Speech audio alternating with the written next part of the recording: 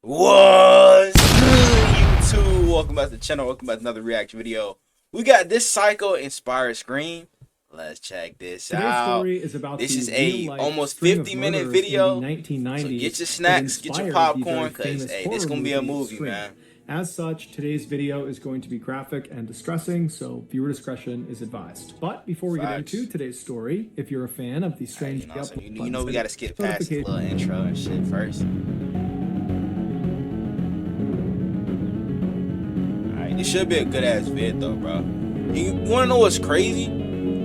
I have never watched a single Scream movie ever. I'm gonna keep it on a Sunday, buck. August 26th, 1990, a 56-year-old woman named Patricia Powell and her husband, Frank, pulled into a parking lot right outside of this beautiful three-story apartment complex in Gainesville, Florida. Gainesville is this beautiful little town in northern Florida that is home to the massive University of Florida, which is known for their big-time football team and their big-time college party scene. Patricia and Frank's daughter, 17-year-old Christine, was going to be a freshman that year at the University of Florida.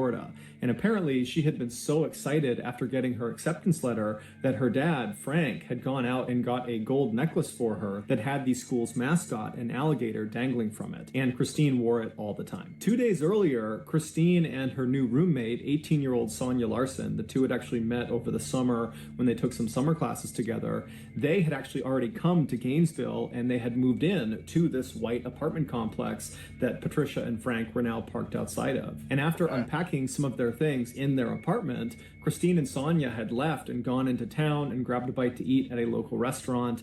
And then afterwards, Christine had used a payphone to call back home and tell her parents how well it was going and how much she already enjoyed her roommate and how excited she was for the year. And she told Patricia and Frank that she would call them the following day. But the following day came and went, and Patricia and Frank did not hear from their daughter. And they had no way to actually call her because she had not set up her landline in her apartment. But Patricia and Frank, they told each other that, of course, everything was fine. That's crazy. You know, like, back then, bro, you actually had to remember people's phone numbers now. Like, nowadays, bro, you can just, you know what I'm saying, click on the contact and stuff. Because I'm going to keep it a buck. I don't know anybody's phone number in my phone except for my mom. Like, real shit. Like, any of my friends, I do not remember their phone number at all, bro. But that's crazy. They really had to remember phone numbers. She's probably out having a good time, and she just forgot to call. I'm gonna keep it a and buck. anyways, Patricia and Frank had already planned a visit to see their daughter in Gainesville the next day, which was Sunday. And so fast forward back to that Sunday, and Patricia and Frank are now parked outside of their daughter's apartment complex. They still haven't heard from her, but they're still telling themselves everything's fine. She's probably just busy. And so they get out of their car and they walk over to the building and they go through one of the front access doors that brings them into the building. They find themselves inside of this carpeted stairwell where at every level on the way up, there were doors leading off to each of the apartments. They made their way up to the second level where they knew their daughter's apartment was, and they walk up to her door, and before they even knock or turn the doorknob or anything, they notice on the door there are all these notes, these handwritten notes that have been taped all over it. And they read a couple of them, and they were notes from some of Christine and Sonia's friends on campus that apparently had tried to stop by over the last weekend, but had not been able to make contact with Christine or Sonia. And so these notes said things like, "Hey, Christine, you know, we came over to try to get you to come out with us, but you didn't come to the door, so we left without you. Sorry." That's low-key a red flag, Brian. And so obviously the parents are totally worried given the circumstances. They don't know where their daughter is. They've been telling themselves everything is fine, and now these notes make it seem like everything is not fine. But the parents, they keep their cool and they just start knocking on the door and calling out for their daughter. But there's no answer. And so Patricia and Frank, they start to panic at this point and they leave the carpeted stairwell. They go outside and they find a maintenance worker that works for this building. And they explain their situation with their daughter and how they can't get in touch with her. And can he please let them in to make sure she's okay? The maintenance worker said he couldn't without speaking to his manager. And so he goes to his manager, and the manager, she says, "That's fine, but we need to get the police involved. They need to escort us into the apartment." That's so the maintenance respectable. worker calls the police and requests this escort. And a few minutes later, a single Gainesville police officer arrives at the apartment complex. They pull out with one police officer? Patricia and Frank that just as a precaution, I need you guys to stay outside. So they stay right outside those front access doors. They're outside of the apartment building.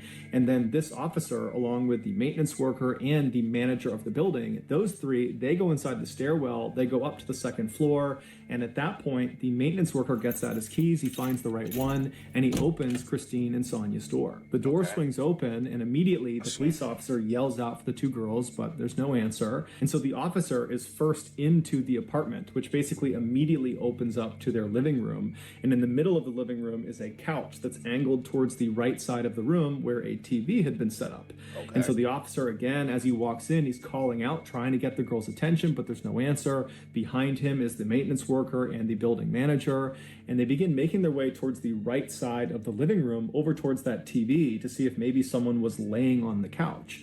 And as they round that corner and can finally actually see the front of the couch, the maintenance worker, after seeing what he saw, screams out and runs out of the apartment. He runs down the stairs, out the access doors, and begins vomiting on the grass and sobbing right next to Frank and Patricia. Naturally, Frank and Patricia, after seeing this, are immediately concerned that something's wrong with their daughter. And so they run inside, they go up the stairs, and they start running into the apartment. And the police officer and the building manager, they try to stop them from getting in, but there was nothing stopping them. They managed to push past those two. They get into the living room and they're calling out for their daughter, and eventually they make their way over to the side of the couch and they see their daughter, Christine. She is lying on the ground in front of the couch. She's on her back, she has no clothes on, and she's been stabbed to death. And whoever has killed her has positioned her in this very suggestive, sexual, lewd position, as if they were trying to demean her as much as possible and shock R.I.P. to her, man. her. And so after these totally devastated and wrecked parents, I ain't gonna lie, parents gotta be traumatized. Imagine just walking into a room and seeing your kid in general, bro, just dead, but let alone with no clothes on and stab wounds. That's gotta be traumatized. Out of the apartment, this one police officer, he continues searching the apartment. And so he searches the rest of the first floor. There's no sign of Sonia. I could imagine the smell in there too. And he finds Sonia. Her body was probably starting to decay. She also has it depends on how long her body was stabbed to death, and she's positioned on the side of the bed in a sort of suggestive, lewd position, much like Christine downstairs. It would later be determined that Christine had been sexually assaulted, but Sonia had not been. The officer at this point leaves the apartment. He goes outside. He walks past the grieving parents who are being consoled by the building manager and the maintenance worker, and the officer goes over to his car and he uses his radio to call in for backup. A forensics team comes out to the apartment and they begin processing the scene, and right away they discover on the outside of the door frame of the door leading into the apartment there were markings on the edge that looked like someone had used a screwdriver or some similar instrument to pop open the door. They also found there was a towel and some soap that was lying on the ground near Christine's body and near the couch that had apparently been used to both clean Christine's body and also clean some other parts of the apartment. And so they believe this was done think soap gonna clean up what his like fingerprints and shit. I don't think that's gonna work, bro. I'm gonna keep it a buck. Intentionally destroy evidence, suggesting the killer or killers were somewhat sophisticated. They also discovered there was some residue on Christine's wrists that indicated at some point her hands had been bound by duct tape. But when she was found, her hands were not bound, and there was no duct tape from her wrists. And so whoever had done this had at some point removed the duct tape and taken it away. Yeah, probably and after so he investigators killed her believe in GTA. that the killer or killers had used the duct tape to immobilize Christine for the attack. And then after she was deceased, they had removed that tape in order to be able to get her arms up over her head, which seemed to increase the shock value of this lewd position they had put her in. Based on what they saw inside of this apartment, the police were convinced they were up against a group of killers or a killer that had targeted these two girls. That this was not some random attack, that this was calculated, this was on purpose, and if they didn't get caught, they were going to strike again. And so even though the police really didn't have any leads to operate on, they just had this crime scene and they were looking for maybe someone with duct tape and a knife and a screwdriver. I mean, that was really about it at this point.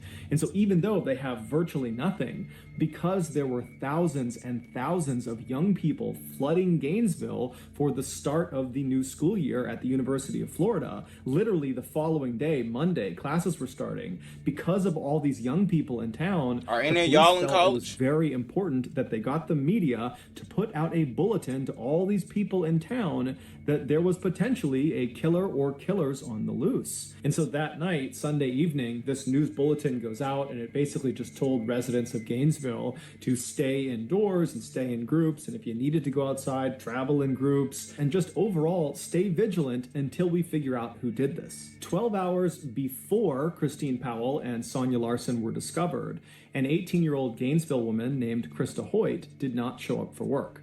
Krista was a student at Santa Fe Community College, which was right down the road from the University of Florida. That year, she was planning to transfer to the University of Florida, and then after graduation, she wanted to pursue a career in forensics with the FBI. And so given her interest in law enforcement, while she was a student, she had gotten a part-time job working in the records department of the sheriff's office. And apparently, at this sheriff's office, she was famous for always coming to work, no matter what, including the time that she got her wisdom teeth removed, and then an hour after coming home, she showed up for work. And so on this Saturday night, I ain't gonna lie, I don't know how much I believe that, because niggas who be getting their wisdom teeth taken out, they be in so much pain, they don't be wanting to do nothing. So you gotta really be dedicated to your profession to do that, bro. I don't know if I believe that one. I don't give a fuck, and she didn't. It might be exaggerating a little bit on that. On her landline, everybody ain't no way you come to work after getting your wisdom teeth. And so they waited around for about an hour, hoping that she might just show up with some story about why she was late. But she never showed up. She didn't call. They still couldn't get in touch with her. And so in the very early hours of Sunday morning, the sheriff's office called the Gainesville police and asked them to do a welfare check on Krista. And so 2 police officers from the Gainesville Police Department, they show up at the apartment belonging to Krista Hoyt. Krista lived alone, and she lived about 2 miles away from Christine Powell and Sonia Larson. And so these 2 officers, they get there and they walk up to the front door and they knock, but there's no answer. And they try the doorknob, it's locked. And so one of the officers walks around to the back of this apartment and he sees there's a glass sliding door. And so he knocks on the glass sliding door. There's no answer. He tries the door. It's locked. And then he notices the drape that's inside the apartment that's covering up this sliding glass door. It reaches almost to the ground, but not all the way. There's a couple of inches on the bottom where if you were laying on the ground, you could actually look through this little space and see into the apartment. And so that's what he does. He lies down and he puts his flashlight up and he looks through this couple-inch gap on this window. And as soon as the light illuminates what's inside of this apartment, he finds Krista. Krista is sitting on the edge of a bed that's not that far away from the sliding glass door, and she's facing the door. She's kind of hunched over at the edge of the bed. She's got no clothes on, and she's got stab marks all over her back, and she's missing her head. And her head got stab marks all over her back, and she's missing her head. And her head was next to the bed to the left, up on the shelf, and it was positioned in such a way that it almost appeared like the head was looking down at the detached body. When this that's some sadistic shit right there, scene bro. was processed, the forensics team immediately noticed there were marks on the backsliding glass door where someone had used probably a screwdriver or something similar to pop the door open. I ain't gonna lie, I probably would have got sick after seeing that. Krista's wrists, looking at somebody's head decapitated. Oh fuck no. It would later be determined that Krista had been sexually assaulted before she had been murdered. The obvious similarities between Krista's crime scene and Christine and Sonia's crime scene were initially only recognized by Gainesville police because much of the information about the 2 crime scenes was not public. But that night, Sunday evening, when the police went to the media and asked them to put out that bulletin to all Gainesville residents to say that there could be a killer or killers on the loose, it didn't take long for residents of Gainesville and news anchors to begin speculating that you have these 2 murders that have happened really close together physically. They're less than 2 miles apart, and they've probably occurred within the last 24, 48 hours. So they've happened in rapid succession. They're both unsolved. And so even without intimate details of the crime scene, it wasn't hard to say, I think these 2 are probably connected. And so that night, Sunday evening, Gainesville really went into a state of panic. And within hours of this news, you had stores all over Gainesville that had sold out their deadbolts and locks, their mace, their stun guns, their baseball bats, their actual guns, their knives. At least they getting strapped up and trying to stay safe, bro. To protect themselves against this unknown threat that was murdering students in Gainesville. And the police, even though they did not come out and substantiate the killer just going after women, bro. You know what I'm saying? That live alone and stuff like that, because he ain't gonna try and do that to a bunch of niggas. Like, let's be for real, bro. So niggas like that be so scared and be, you know what I'm saying, be pussies and shit. They don't want no conversation with a nigga, because if it was a nigga, he's definitely fighting back. But a female, she's more vulnerable for stuff to happen like this, bro. So you're not gonna try to do that. Two homicides are connected. That'd be the fucked up part about it. So that night, Sunday night, as all this chaos is kind of unfolding in town, the police put hundreds of officers all over the place, on foot, on every street corner. They had police cars and trucks parked all over the place. I mean, the entire town was on an extreme heightened alert, because the police believed another attack was imminent. And so all they could do was try to come out in force to try to discourage the killer or killers from striking again. But as it would turn out, it didn't work. By the following morning, so Monday morning, what was happening in Gainesville had gone from just being a Florida story to a national story, and everybody all over the country was talking about it. And one woman named Lisa Byers, who was in her 20s, she did not live in Gainesville, but she had a very close friend who did. She was 23-year-old Tracy Paulus. Tracy had taken some years off from college, but that year had decided to go back and give it another go. And so she was enrolled at the University of Florida. And so Lisa called Tracy and said, hey, I'm watching the news. This is crazy what's happening in your town. How are you holding up? And Tracy would tell her that, I'm just as concerned as everybody else. It's terrifying to think there are killer or killers on the loose. But I think I'm okay because I have my roommate. Tracy's roommate was 23-year-old Manny Taboda, who was this big, strong former football player who was very close with Tracy. The two had never dated, but they had been very good friends for a number of years. And he too had taken some time off school and had agreed to go back because Tracy had convinced him, come back, get your degree with me, and we'll live together. And so when the news broke about these killings happening in their town, Manny had told Tracy that he would protect her, that nothing would happen to her. And when Lisa... I don't know, bro. Something seemed weird about this nigga, bro. I'm not trusting it, bro. Look in his eyes, bro. Pause. Some just don't seem right about this nigga, from Tracy, that she thought that she was okay because she has Manny and, he'll look after her, and they were not planning to really leave the apartment much besides classes. Lisa was reassured, but she was still worried. And so she told Tracy, please give me a call this evening after you come back from classes just to let me know that everything is okay. And so Tracy said she would, and then they hung up. And then that evening, Tracy did not call Lisa back. And so Lisa tried calling Tracy, but no one picked up. And so that night, Lisa went to bed. She was very worried, but she went to sleep. And then early the next morning, which was Tuesday morning, she tried calling Tracy again, but there was no answer. And so Lisa reached out to a mutual friend of theirs that lived in the same apartment complex in Gainesville. His name was Tommy. And so she asked Tommy, can you please go over to Tracy's apartment and make sure she and Manny are okay? And so Tommy said, no problem. I'll give you a call from Tracy's landline once I talk to her. And so about 5 minutes later, Tracy got a call. She picked it up, and it was Tommy calling from Tracy's landline, and he was just screaming. When the police arrived at Tracy's apartment, they found Tracy in her bedroom, and like the other victims, she had no clothes on. She was positioned on the side of the bed in a very suggestive, lewd position. She had been stabbed to death. Like, how is this nigga just getting into the house without anybody seeing anything? Like, bro, come on, gang.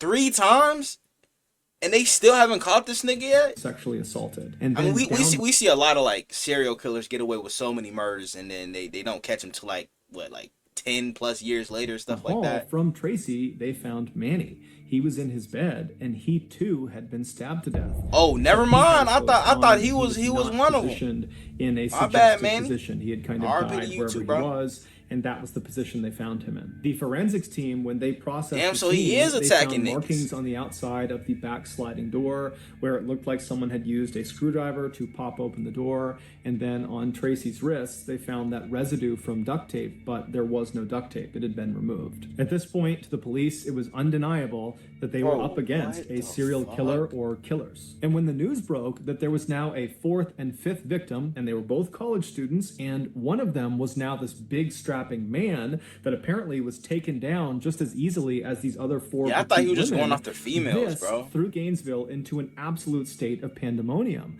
Suddenly, it felt like no one could protect them. The people in Gainesville, they were fair game. It didn't matter that That's police why were alarm out in systems are force so in the streets, important and you had people nowadays, walking bro. around with Very guns important. and baseball bats and mace, and you had And people cameras. locking their doors and sleeping in groups. It was like no measures were actually stopping these killings from happening. Whoever was doing it was killing with impunity. And so that day, Tuesday, you had hundreds and hundreds of students from the What if University it's somebody of Florida inside the just college leaving the that's school doing it? who just didn't come back. And as for the police, they called in the FBI and the National Guard. And so by that night, Tuesday night, there were literally hundreds of officers and state police officers all over the place. There were helicopters overhead, both police helicopters and news helicopters with spotlights. They had National Guard military-style trucks all over the Damn. place. And so What a tank set. Gainesville was really at the highest alert you could possibly be on. But even still, the people of Gainesville, they were not going to feel safe until the police made an arrest. I don't And the blame 'em, next bro. day, just 24 hours I'd have after been looking over Tracy my and shoulder Manny had been like, found, the police fuck that did nigga just at? that. After receiving dozens and dozens of tips about one particular individual, they were able to arrest 19-year-old Ed Humphreys, who was a freshman. He did it. He did it. He did it. Mm-hmm. He definitely look at this nigga. He definitely did it. That nigga high as shit. What the fuck? Oh my gosh, bro. Individual, they were able to arrest 19-year-old Ed Humphreys, who was a freshman at the University of Florida. I knew- They hey, I arrested said him it was for somebody domestic on abuse campus. because he had actually struck his grandmother in the face. And so they What? arrested him for domestic abuse because he had actually struck his grandmother in the face. And so they pick him up for domestic abuse, but they set his bail at a whopping $1 million, God which is way damn. higher than you would normally expect for a domestic abuse charge. But this was a unique circumstance where he was being arrested for one thing, but really he was being looked at as the suspect of these 5 homicides. And so the police really needed him to stay behind bars. And this massive bail, that did that. He had no way to Because pay what the it. And fuck so you while doing Ed smacking was your behind grandma bars, in the police face with began what? He said a bat? They said because he had actually struck his grandmother in the face, and so they picked Oh, up just which is struck her in the circumstance face. I don't- 5 homicides. And Like, so the bruh, police really like, needed him to attacking your stay grandma behind is bars. crazy, And this bro. I ain't massive gonna lie. bail, that did that. He had no way to pay it. And so while Ed was behind bars, Let's the scoot this police chair up, began bro, 'cause my damn investigating brain's him, and they found there was a lot of reasons to believe he was the serial killer. He had shown he was willing to be violent because, after all, he punched his grandmother in the face. And people that was willing to Damn. be violent because, after all, he punched his grandmother. Oh my gosh. Yeah, lock that nigga up for life. Just based off this, lock him up for life, bro. You're giving your bro, look how swole her eye is, bro. You're doing this to your own grandma for no reason? Nigga, bro, I'd kill to have my grandma back, bro. You lame as hell for that. Mother in the face.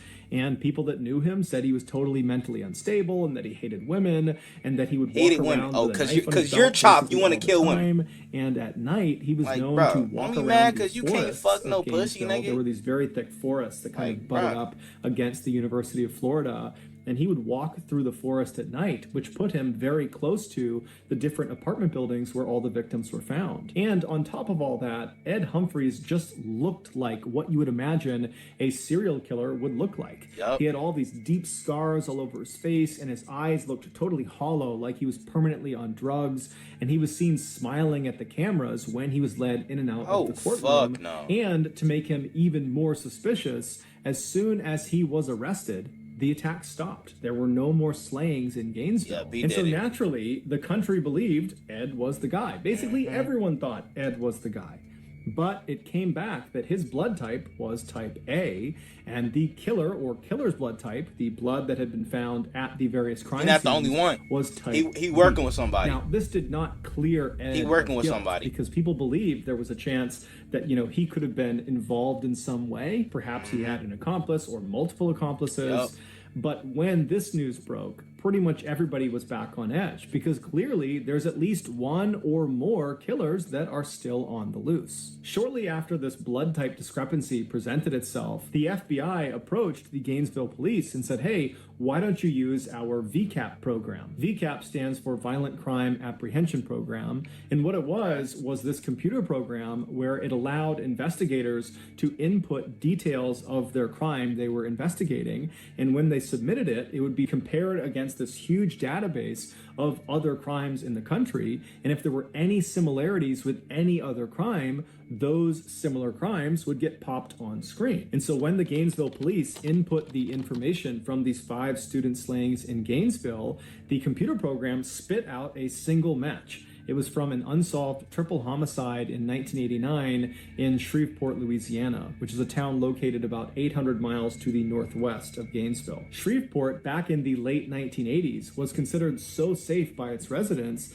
that many of them didn't lock their front doors and they would leave their car keys just sitting on their front dash. But in 1989, that would all change. On Friday, November 3rd, you can't do that shit nowadays. You'll get your shit took. 8-year-old Sean Grissom was dropped off at his grandfather's house in Shreveport.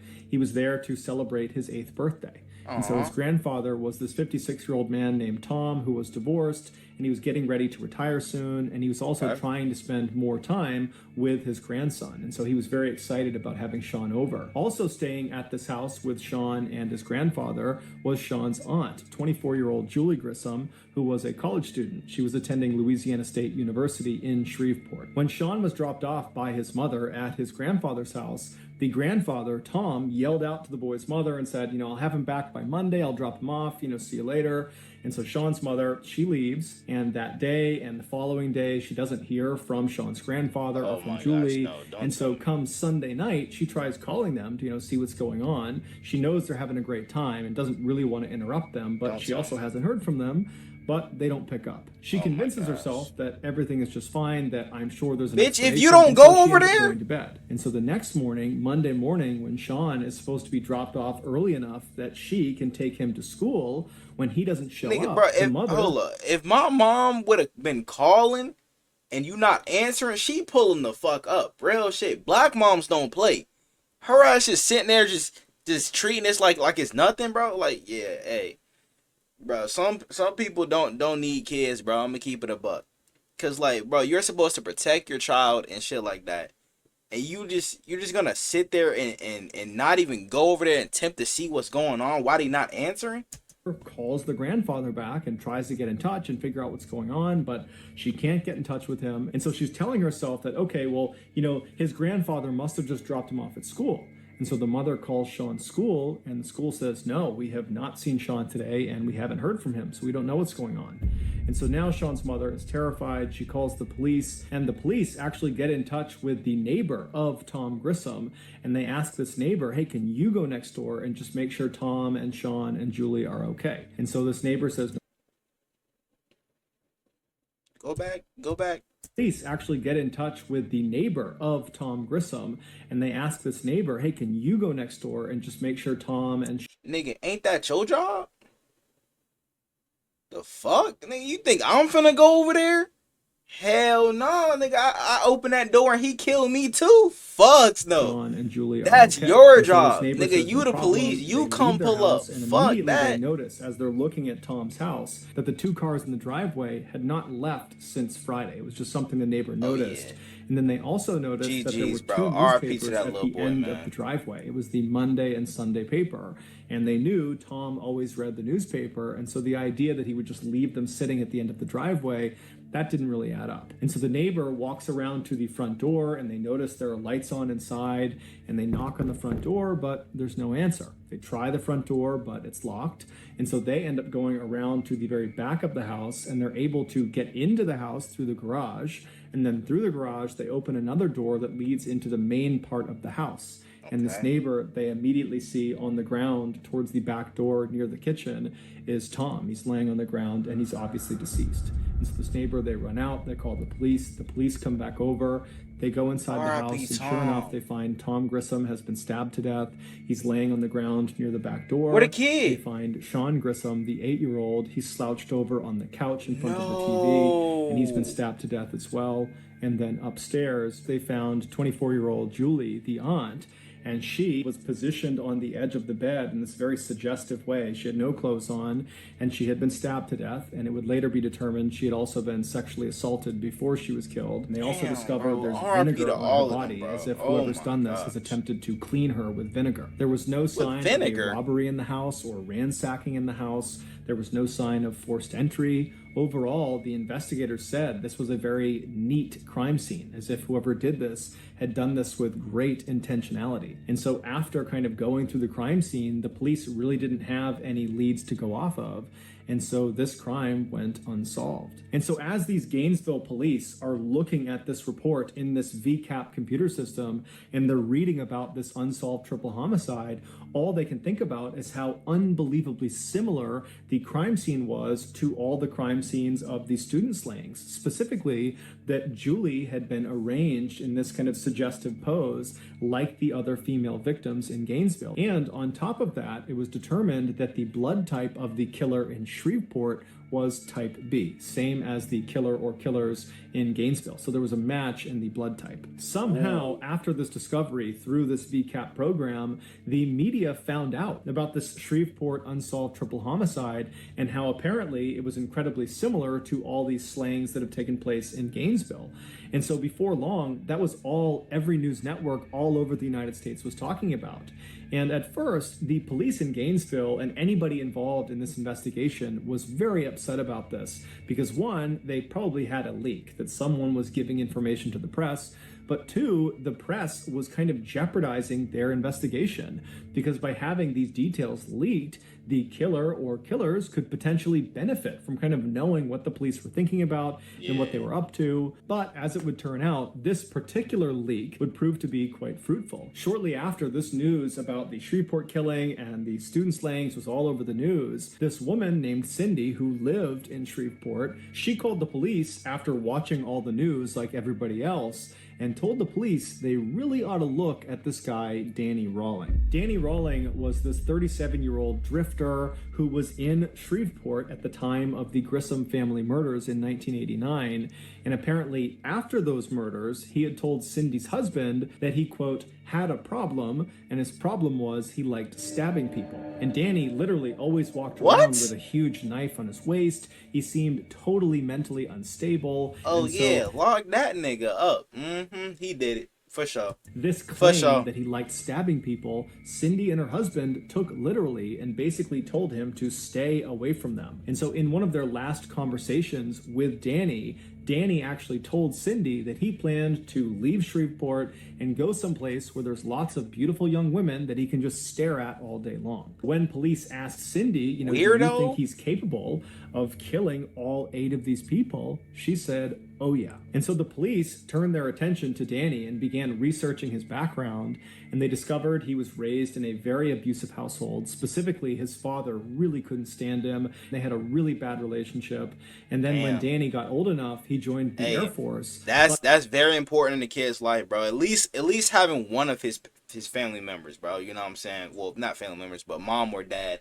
Because having an abusive parent, bro, I've seen a lot of shit happen with that, bro. Now, for me, I grew up in a good household. You know what I'm saying?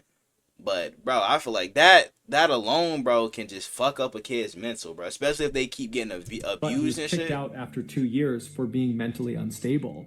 And once he was discharged, he began the string of armed robberies in the 1980s. Wait, hold on. What did they say about the military? They had a really bad relationship. And then when Danny got old enough, he joined the Air Force, but he was kicked out after 2 years for being mentally unstable. Yeah, right there, they should have got him some help. I'm not gonna lie. He began a string of armed robberies in the 1980s, and he eventually got caught and spent the bulk of the 1980s in prison.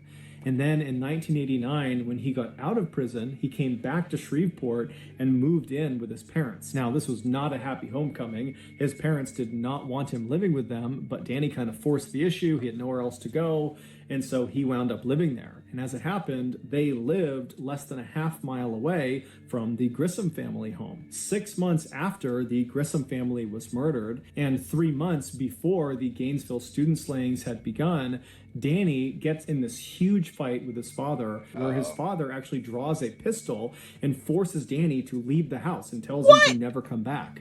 And so Danny, he runs out of the house and he gets his gun from his vehicle, comes back inside his house and shoots his father point blank What in the the head fuck? and then in the stomach before fleeing the scene. His father Now, would I ain't even gonna amazingly- lie. First of all, pulling out a gun on your kid is crazy work. I'm not even gonna lie. That escalated way more than it had to. But okay, hold on. I'm gonna ask y'all this.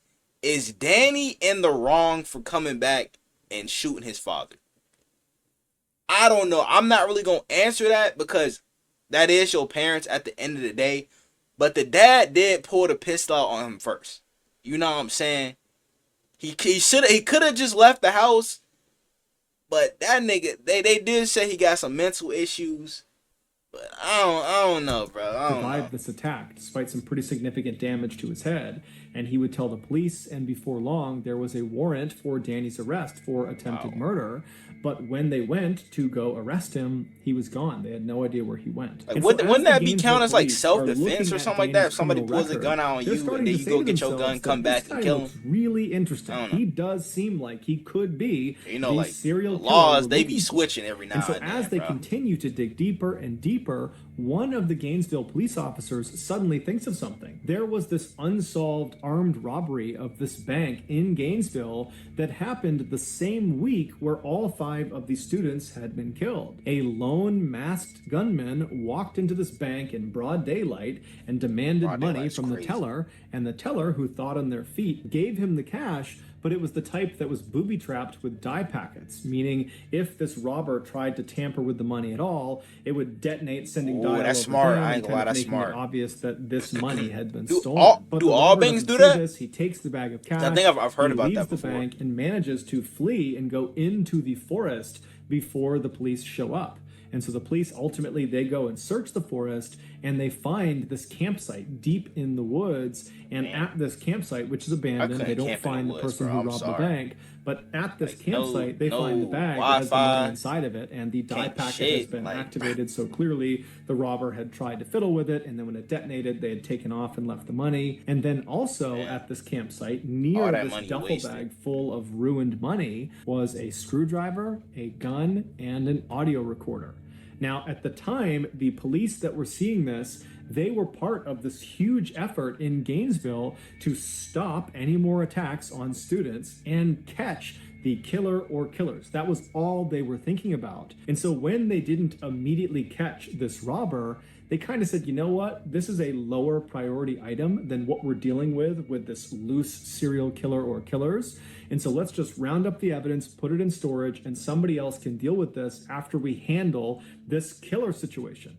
And so no one listened to the audio recording. They just put it in evidence. They grabbed everything else, put it in evidence, and they threw it in the storage room. And so now this Gainesville police officer that's just remembered this unsolved armed robbery, he says to the group that's investigating Danny, he says, you know, hey, since Danny has a penchant for armed robbery, clearly he has a rap sheet full of armed robberies, maybe if he was the serial killer and he killed all these students, that would have meant he was in Gainesville, and so maybe he committed this armed robbery. And so we should go look at the evidence and listen to that tape. And so the officers, they practically run to the storage locker. They get the evidence from this unsolved armed robbery. They come back and they hit play on this audio recorder. And what they hear is unbelievable. They hear on this recording a man singing a song. It's clearly a song he wrote, and he's singing about being a, quote, mystery killer.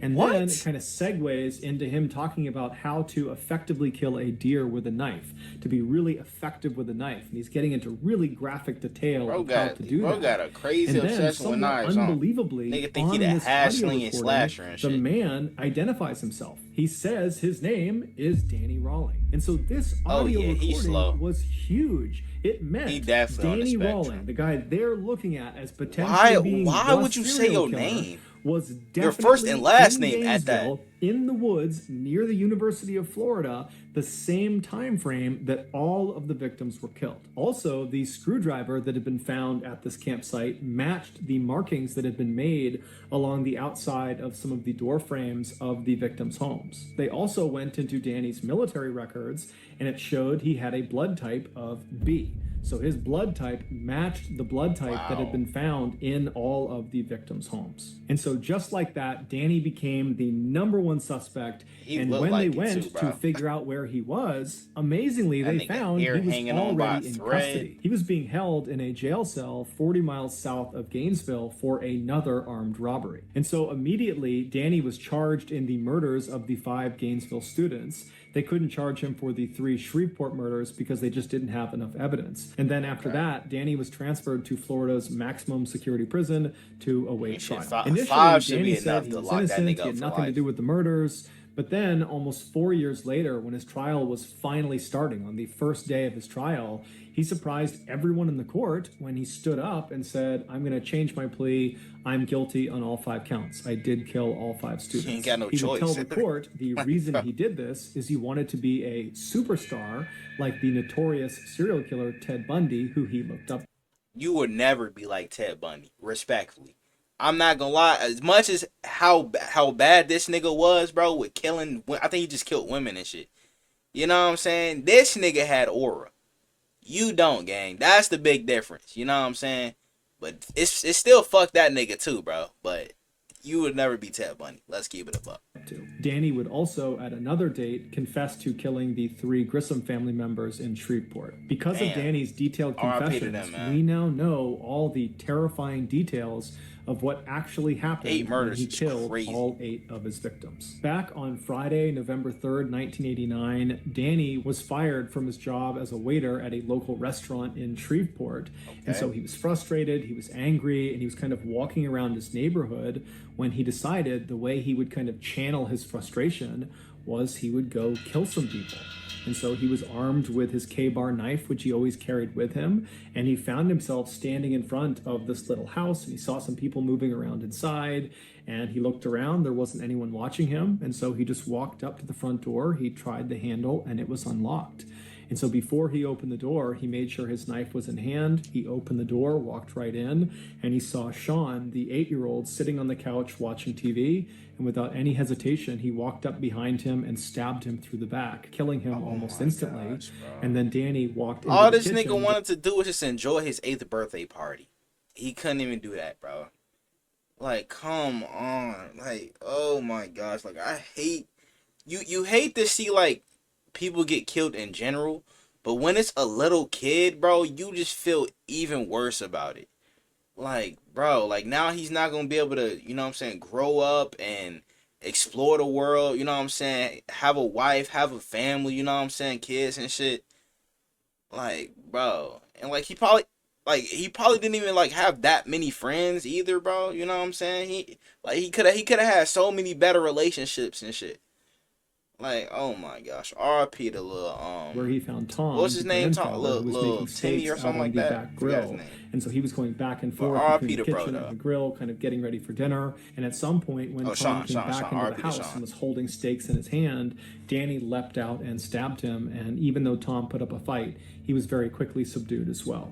And then after that, Danny made his way upstairs where Julie was. That was Sean's aunt. And she was getting ready for a wedding she was going to attend that night for one of her friends. And so she had just gotten out of her shower and she was getting ready to put on this red dress she had picked out. And Danny walked into her room and she most likely saw him, at which point Danny would have told her what he had just done to her loved ones downstairs. And he threatened her with the knife and said, "If you don't listen to me, I'm going to do the same thing to you." And because she was terrified, she listened to him. And so he immobilized her, and then he sexually assaulted her, and then he stabbed her to death. Afterwards, he cut cuts the tape off of. So he was just gonna kill her in GTA in general. Like it didn't matter what she did or anything. He was just gonna straight up kill her. So she was just a goner in general.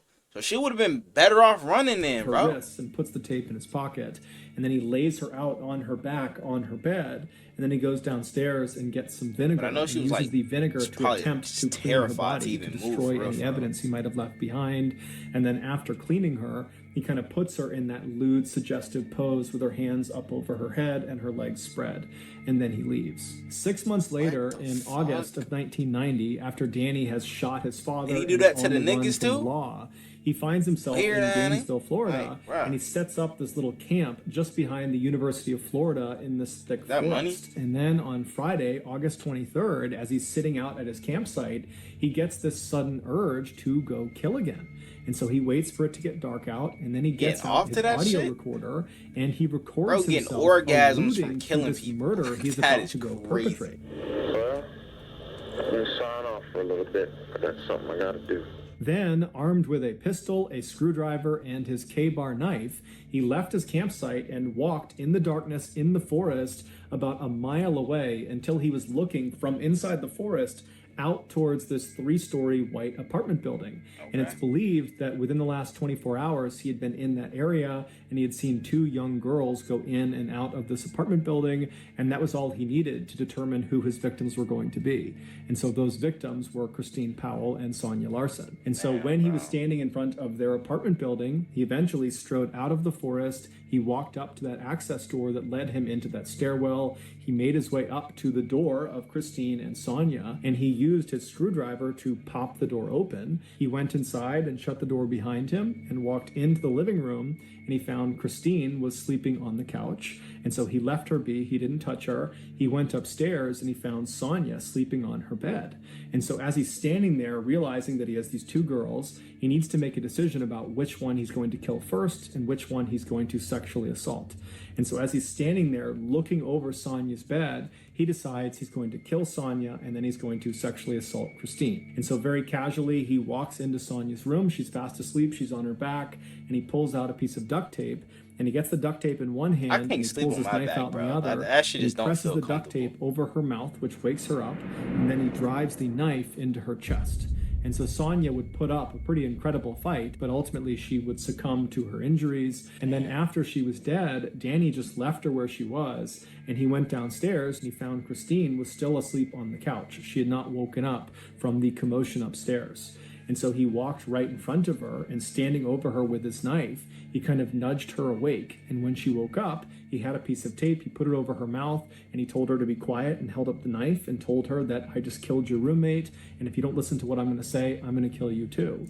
Man, he's gonna kill her anyway, bro. So I don't know why he even be saying that, bro. Like, and so naturally she complied to what he wanted, and so she let her wrists be tied, and then at that point he cut her clothes off, he sexually assaulted her, and then he stabbed her to death.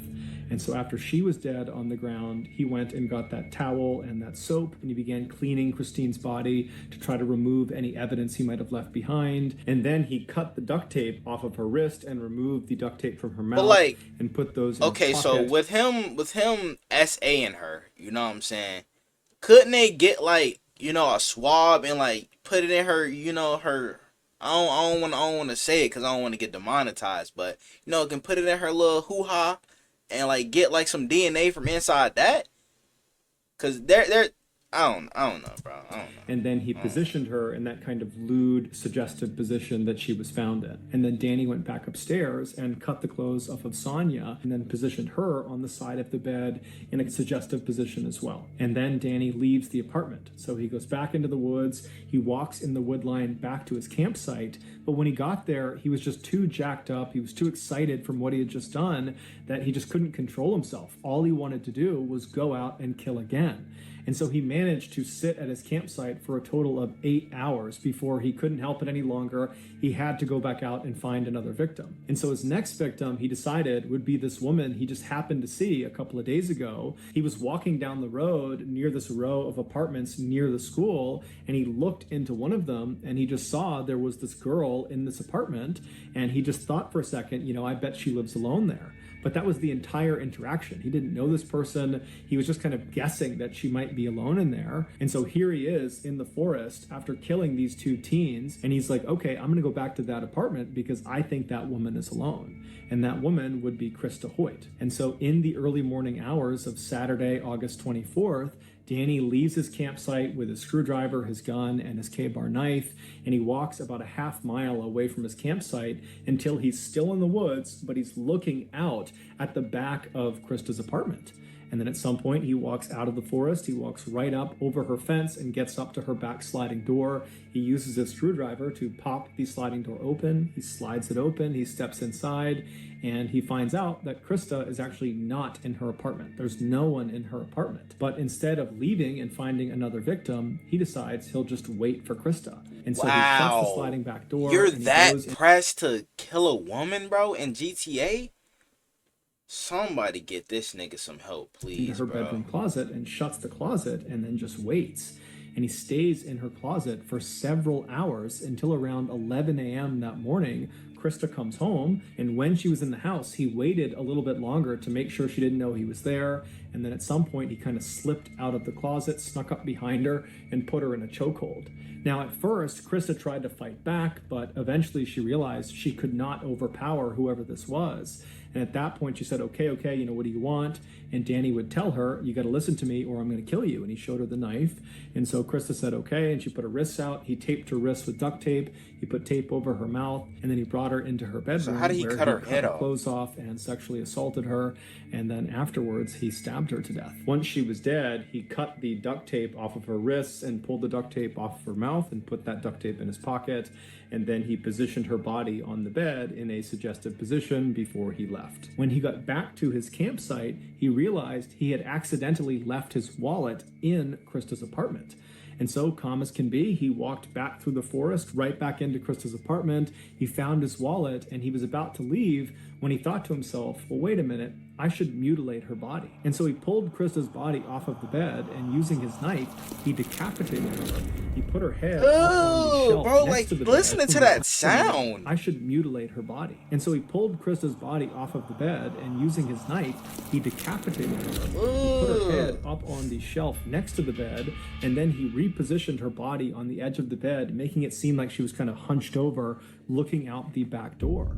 And then before he left, he reached up and twisted her decapitated head and made it seem like it was looking down at the rest of her body. 48 hours later, on the evening of Monday, August 27th, Danny was back at his campsite out in the woods, and he suddenly got the urge to go kill again. And so he stood up, he grabbed his knife, his screwdriver, and his gun, and he walked away from camp, made it about a mile through the woods until he I ain't gonna lie, I still think Danny the type of nigga that'll fuck a dead corpse, bro. I'm being so dead ass. Like, he don't care if the body been dead for like 5 minutes or 20 years or anything. He gonna fuck that dead body. Forest, looking out at this big apartment complex that was very commonly occupied by college students. And so at some point he leaves the forest and walks up to the first apartment he sees. He has no idea who's going to be in there, and he goes up to their sliding back glass door. He gets his screwdriver out. Damn, everybody has sliding back doors on. Open. He steps inside,